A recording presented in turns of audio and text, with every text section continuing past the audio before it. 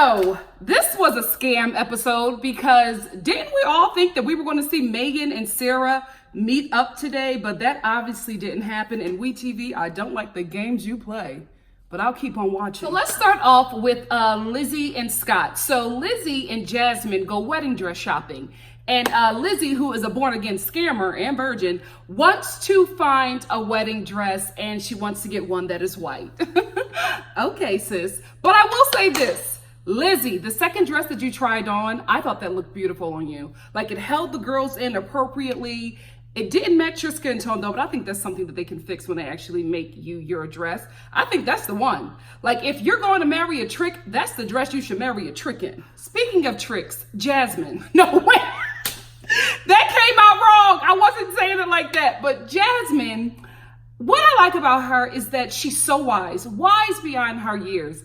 But she's also so unrealistic. She makes this comment about Lizzy, which I fully agree with, right? I told y'all, Jupiter is in Gatorade because I can't believe I'm agreeing with Jasmine. So anyway, she makes this statement that Lizzy does not want to admit that Scott is a trick because then she'll start to feel bad about herself. But let's be honest, she is using him. He is a trick because she's not really into him. Like, Jasmine knows that her mom would not be with Scott if he wasn't taking care of her, right? She's so smart in that sense. However, she doesn't get the fact that this is what her mother does. Before you were born, beloved, your mother was tricking. Tricking is all she knows. And please excuse my shade, but you can't teach an old dog new tricks. And it is what it is. Like, Lizzy is like, this is what I have done my entire life. I don't know nothing else. I've never had a real job. All I've done my whole life was trick men. And Jasmine wants her mom to go out there and get a job. Like a regular 9-to-5 job. Where is she gonna work? Walmart with them titties? She gonna start tricking in Walmart. Like, she doesn't know how to do anything else. She doesn't have a resume. She doesn't have a work history. She can't put scamming on her resume and then people will wanna hire her. Like, it's not going to happen. And I'm just like, girl, I know you want your mother to do better. We all do. Every kid in the world wants their parents to be a bit better than what they actually are. But then what happens is you get to be a parent and you realize, listen, you can't be perfect. At some point, you got to live your damn life. And that's what Lizzy is doing. She wants Jasmine in her life, but Jasmine, sis, you're going to have to accept your mother for who she is. It is what it is. And I think the problem is because Lizzy has been in jail all of Jasmine's life, Jasmine has imagined her mother as something she never was. Like, she has this idea of who her mom is, and let me correct that. She has not been in jail her entire life. She's been in jail most of her young adult life. Like, I think Lizzy went to jail when Jasmine was, what, 9? Something like that. She was a kid when Lizzy went to prison. And I guess that mom that she thought or she imagined while her mother was locked up, I guess she thought that's who she was going to get. And it's like, sis, you got to be realistic. It is what it is. I told you about my father. I told you about how, you know, I had to mourn my father, who I thought he was and who he was before the drugs and before prison. And I had to let that go. And then I just had to accept who he is today in his sobriety. And we have a great relationship today because I had to let him be him. And then I was able to love my father as that and not this imaginary person that I made in my mind or this image of him that I was holding on to that was no longer. And I think that's what Jasmine is doing. Not only is she holding on to an image of her mom, she's holding on to an inflated image of her mother. And it's like, sis, you got to let that go. It's never going to happen. And Lizzy, so kindly, with so much grace and patience, is trying to tell her daughter, listen, tricking is all I know. Tricking is all I'm going to do. You need to be okay with it. At some point, she's just going to have to come out and say it because Jasmine doesn't get it. She doesn't get it. Listen, if she was smart, she'd be taking notes. Let me stop playing. I still got my notes. Who still got their notes from when Lizzy was giving you the bust down on how to trick men? Woo! This show is a mess. It brings out the worst in you.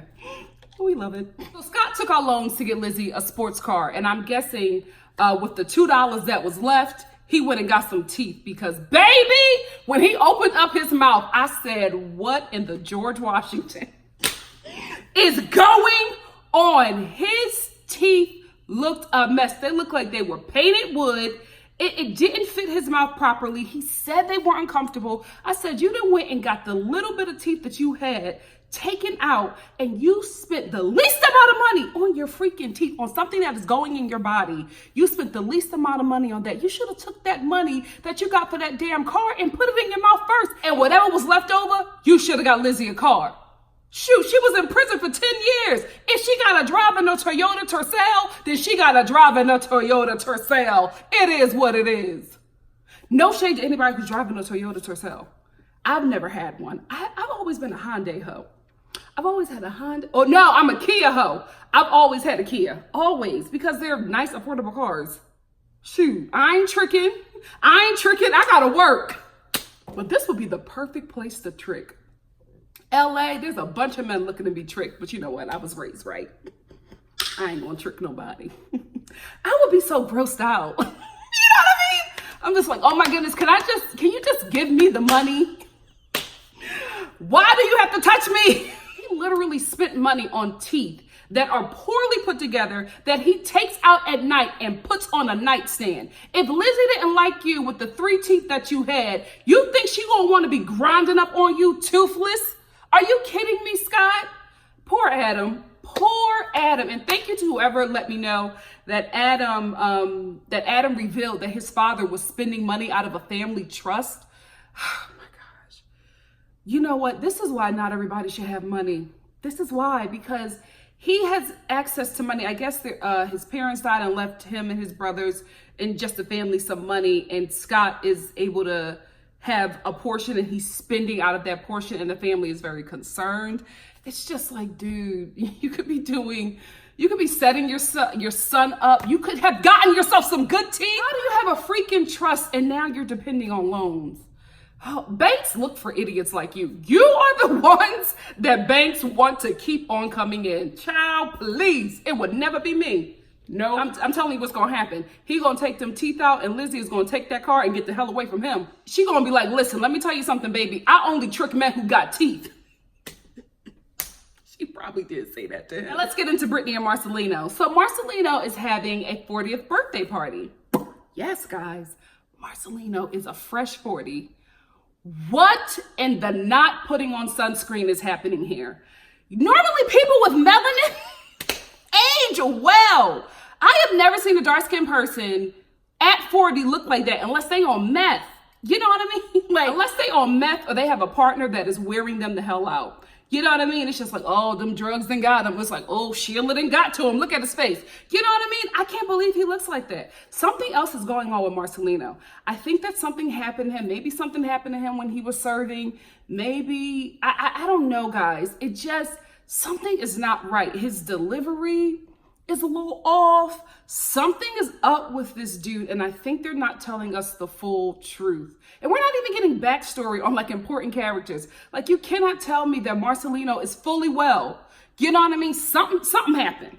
Something happened. And even though we have this drama with Amanda bringing her girlfriend to Marcelino's party, I don't buy none of it, guys. I really don't. I told y'all last week, I think that this is a throuple. I think that they're staging everything. And the problem with that is, Britney, I would have never came to this conclusion if you were not on Twitter, on Instagram. Have I been on Facebook? I can't do Facebook. Facebook is so ghetto.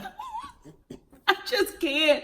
Like, my aunts are on there fighting with people. My parents are on there like sharing old school pictures and flirting, even though they're both in relationships with other people. It's messy. It is messy and I just can't do it. I can't.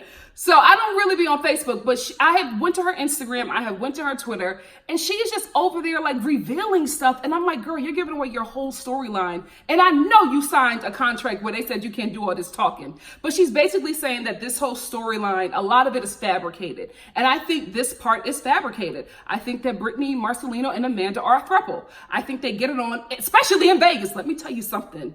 Vegas, freak city, okay? Like, stuff that would never go over anywhere else goes down in Vegas. However, I love the fashions, I love the shows, and I love the food. Can you believe it? Somebody like me, I love Vegas. I really love Vegas, and I love it for all the things that it's not advertised for. But if you want to have a fun time in Vegas, go for the fashion, go for the food, go for the shows. They give you great shows. And, you know, if you feel like it, go for the hosts too, because they're there. They are there for everybody, okay?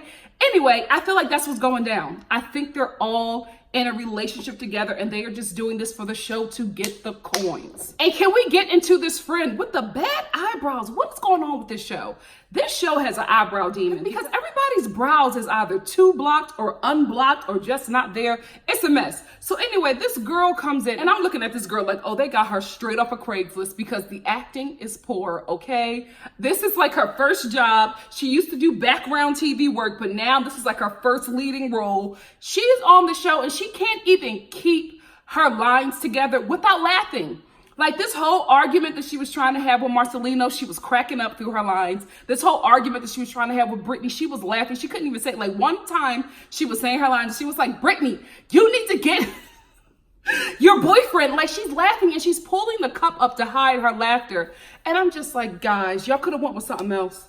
Y'all could have went with something else. Maybe give Amanda that part because at least she's convincing on camera sometimes.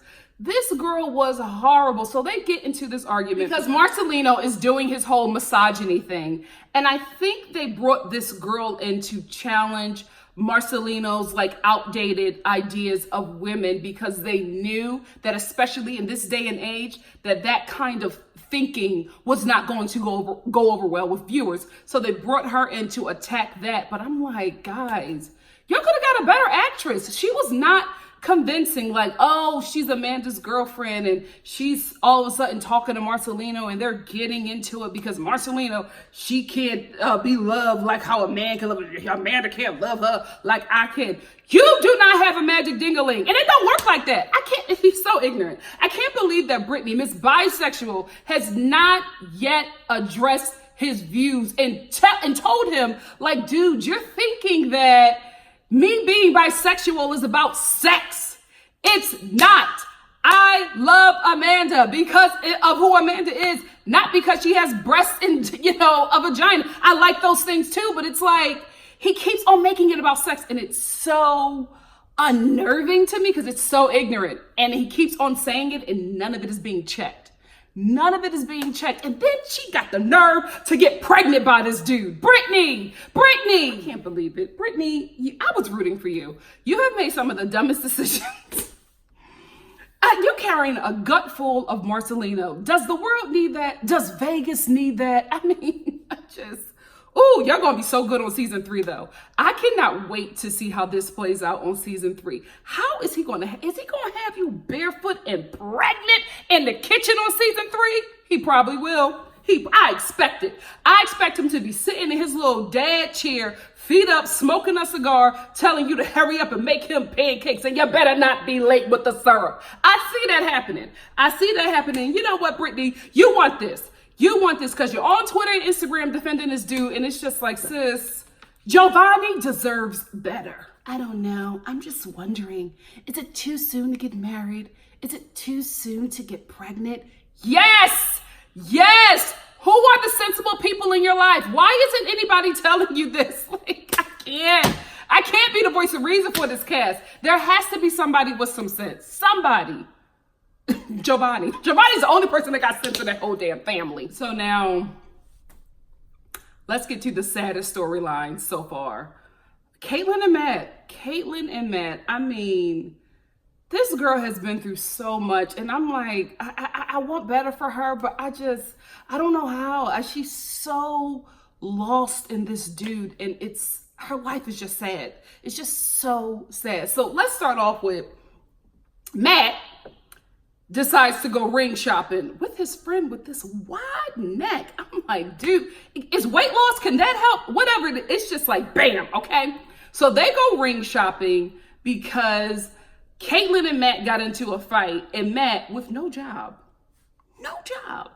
looking worn, goes into this ring shop to look for a ring to make up to Caitlyn. How are you gonna pay for that? You can't even pay for an apartment. You don't want to pay for an apartment. So I don't know how this is going to work out, right? So anyway, and I think this has to be producer prodding because I'm thinking about me. If I was a felon, I wouldn't be giving that information up to people, especially when I'm ring shopping. You know what? I just got out of prison for meth and, I'm looking for a ring.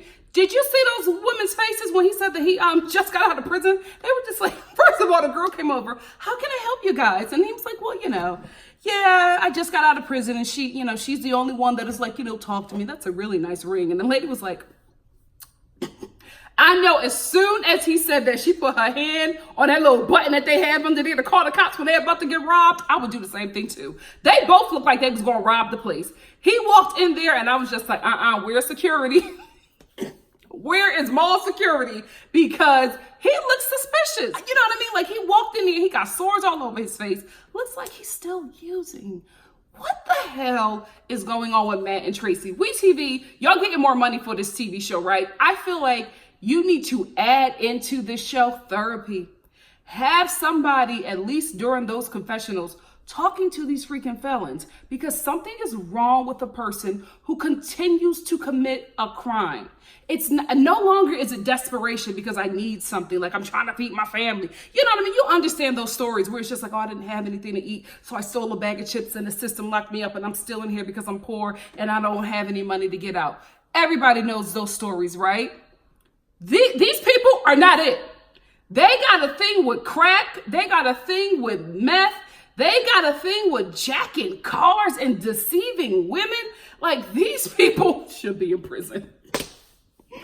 They should be under a prison, okay? And I think that WeTV is doing a disservice by not having somebody on the show to help these people. I keep on volunteering Iyanla Vanzant, not only because I think she does good work, she's entertaining. She will give us a show. Just think about Iyanla Vanzant and Matt in the same room going at it over meth. Let me tell you something. Ratings gold. Ratings gold. And I want my cut, WeTV. I ain't playing with you. I know you watching. Y'all all watch. Speaking of watching, y'all, Sarah was up in my comment section and she tried to read me for filth. I guess she got mad because I said that she looked like a Cabbage Patch. Listen, sis, the truth hurts sometimes, okay? But I was joking. You know what I mean? Like, y'all come here for, some real good talk and comedy. That's what I'm doing, Sarah. You don't look like a Cabbage Patch. You just look like a very innocent Hercules. I'm a mess today. It's the detox.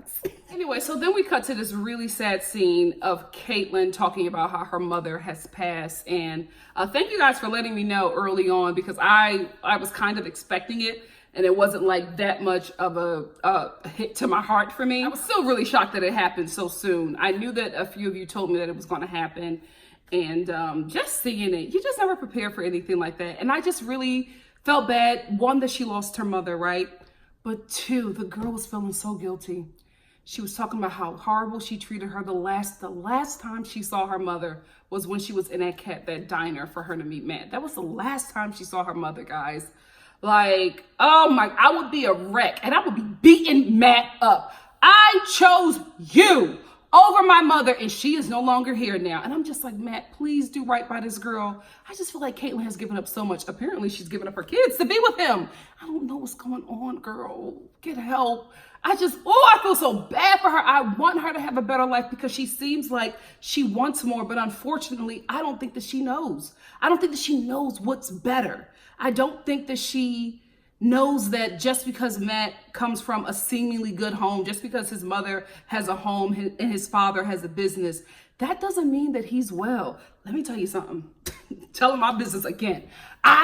But see, I was a kid. I was very young when I was dating this dude. I'm a grown woman now. You couldn't get me with this. But anyway, I was dating this dude way back in the day. I was just a little baby. I'm a woman now.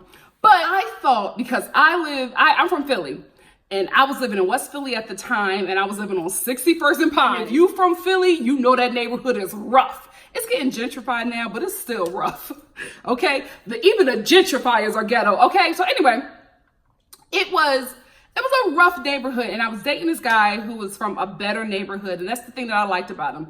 We worked together, we had a really fun time. It was really funny, but it seemed like he came from a really good home. His parents lived in the really nice part of Philadelphia, because they do exist, okay? I know some of you Pittsburgh people be on here shading my city. It is what it is.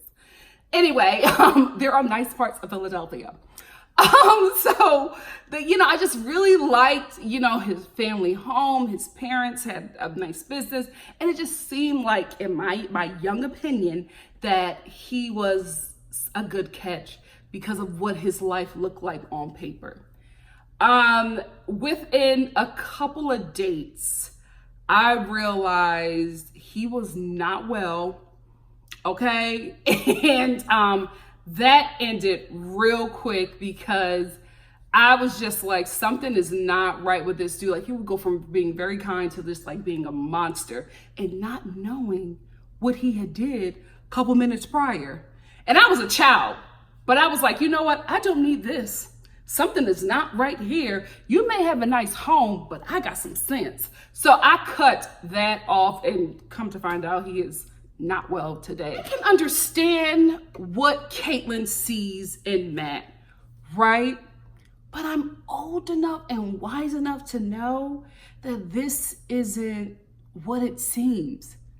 And I can't understand how a woman in her 30s cannot see that, especially having gone through so much in her life. I just don't know why she cannot yet see that this guy isn't a good choice for her. And, he doesn't even know how to comfort her. He's just not fully developed. And I'm not saying that's because something's wrong with his mind. I'm thinking it's the people in his life that have allowed him to remain a child.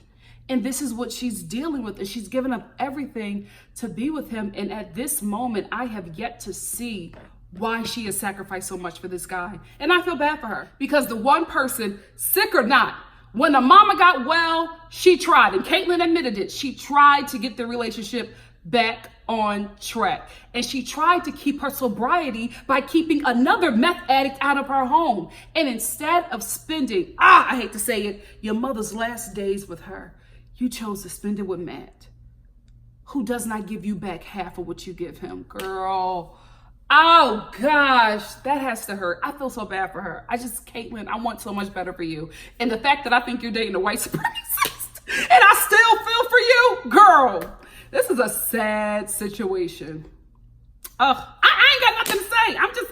I feel bad. I'm telling you, I would be punching Matt in both of his eyes every time I see him. Every time I see him, like, you don't have no job? You don't have no job? Dude, I left my mom for you. She ain't coming back. Pop, pop, pop. Oh gosh, I would beat him up every time I saw him. Every time I saw him. I know Matt's poor mom is just like, oh damn, now they gotta stay here longer. I can't put her out now. Sad but true. Listen, Tracie, what the hell is going on, sis? Tracie is back in jail. Guys, she was released. She was locked up, then she got released again, and she got locked back up. And let me tell you how messy this show is. They had her arrest footage. I can't stand you, WeTV. I cannot stand you. They had her arrest footage. And Tracie, what is wrong with you? You are almost 40, looking a good 72, and you are still calling yourself the party girl?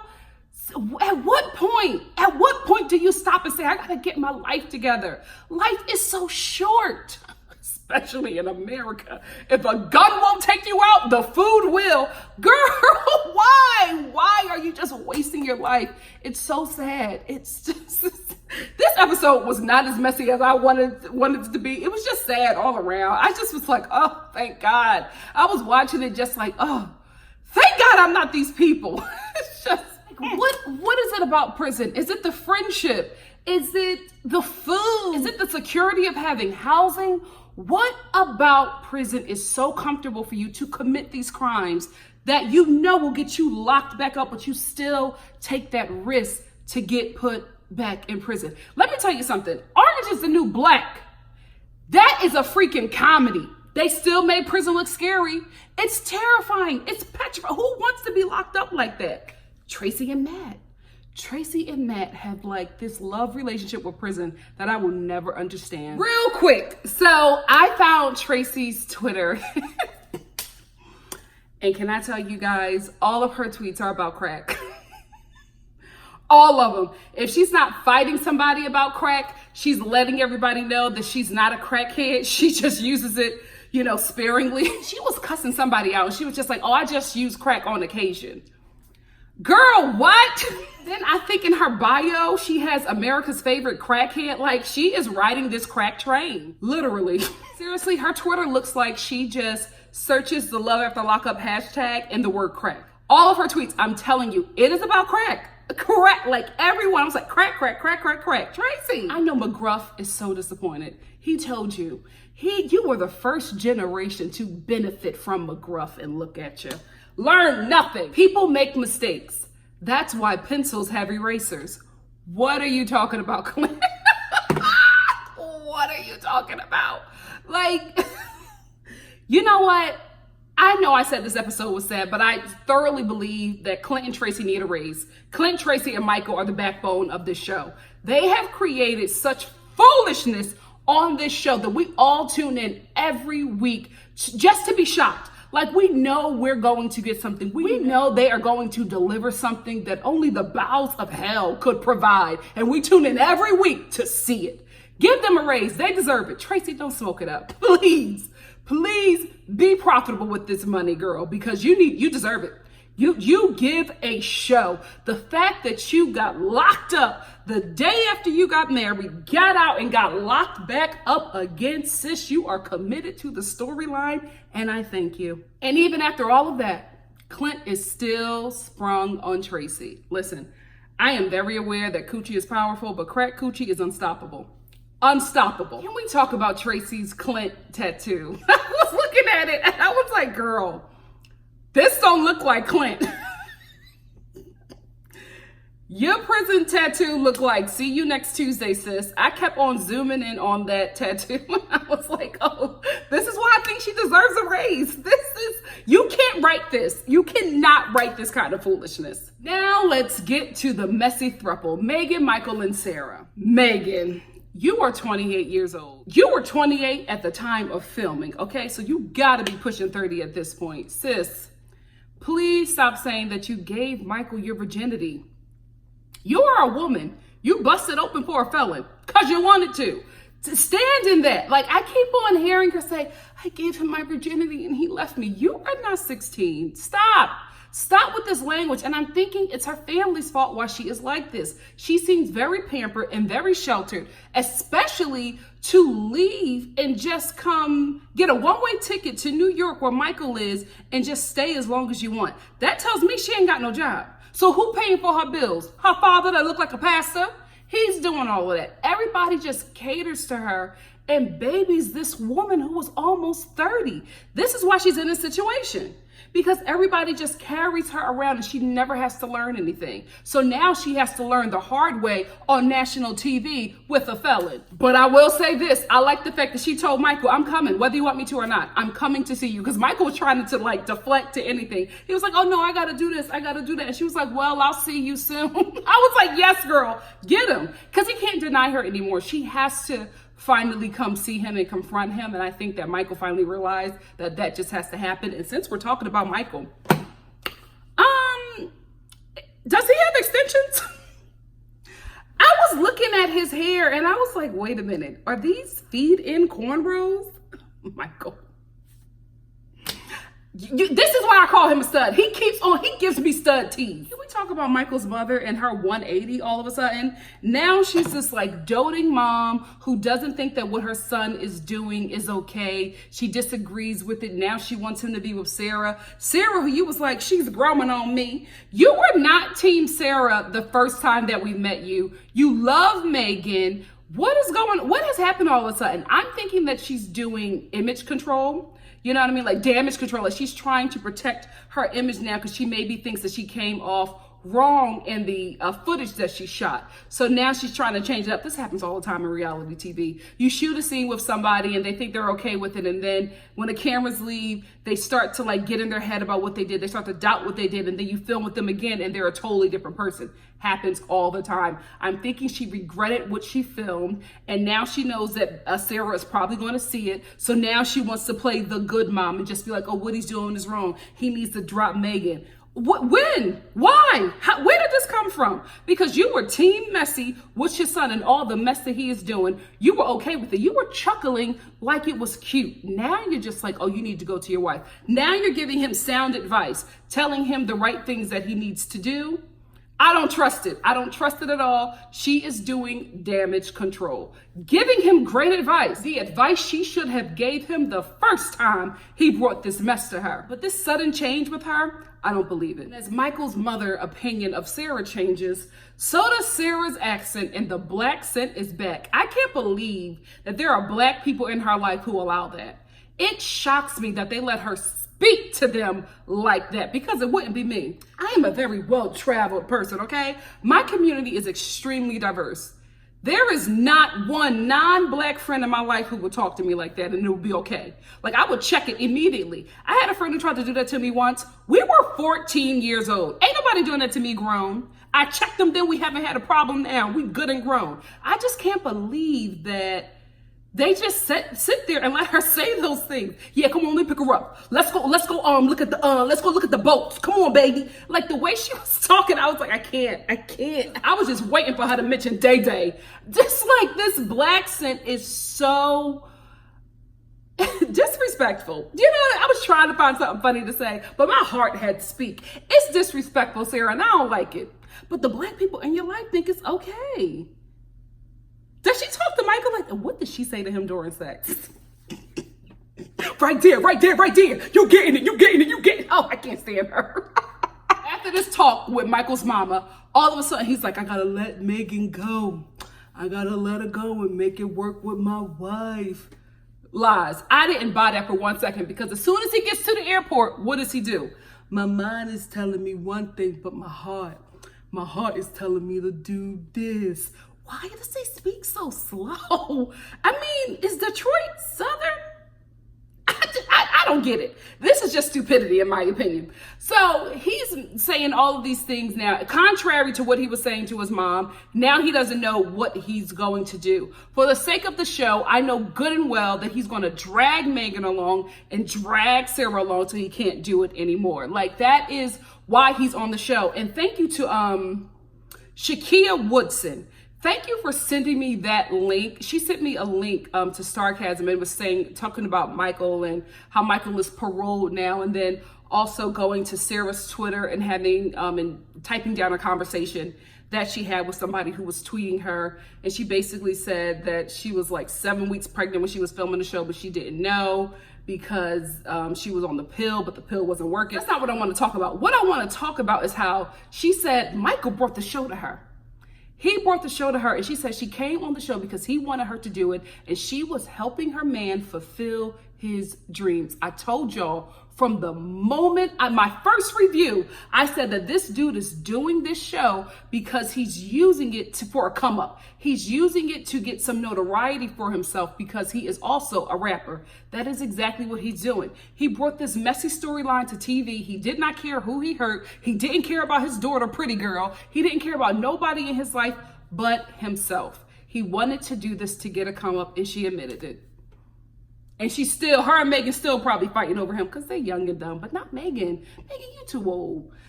But it's your family's fault. They have coddled you way too much. You are almost 30 and you are going on like you're 12. Megan and Matt are the same thing. The same thing. Two adult people who have been coddled and cradled their entire lives. So now that they're adults, they don't know how to do anything on their own without falling and making a big boo-boo like they a damn child. So anyway, the episode ends with Michael lying about what he's going to do. He doesn't know if he should follow his heart or his head. And I'm like, it's neither one. You're following your ego and your penis. You don't care about none of these women, okay? This is what you're doing. Everything you're doing right now is for Michael, not even for Pretty Girl. So it ends there, and I'm disappointed because I'm thinking that we're going to get, Sarah and the Megan confrontation, because Megan shows up to this whatever picnic table that they're meeting at with a full-on wig, and Sarah got the braids to the back, fully pregnant, like she ready to fight. So I wanted to see that, but apparently we're probably not going to see that until the finale, which Lord knows when it's going to happen, since they just ordered 10 more episodes. So who knows when the show is going to end, but I will be there every Friday to check it out. So if you like what you see here, please like, comment, subscribe, and share. And also, family, Mother is saving up to buy a computer. I would love if you guys could help us out. NikkiStar TV is expanding, and to do more with this channel and to get these reviews up to you guys in a timely and fashionable time, I need to have better equipment to do so. And right now I'm overpowering my computer with everything that I'm doing on it right now. So I am trying to get this computer in a quick time so that I can have a better turnaround with these videos. If you would like to support, if you like what you see here, please check out my description box below. I have my Venmo, my Cash App, and for my international people, I will get my PayPal down there as soon as possible. I'm accepting whatever you got. If everybody gives me a quarter, we're there, okay? So thank you so much for all your support. I totally appreciate you guys coming by to check out what I got to give you. I love doing this. I enjoy doing it, and I want to stay doing it as much as I can. And I truly appreciate the love. And I will see you all next week for the following episode of Love After Lockup. Is it going to be messy? Is it going to be sad? I don't know, but I'll be there to review it. See you then. Love ya.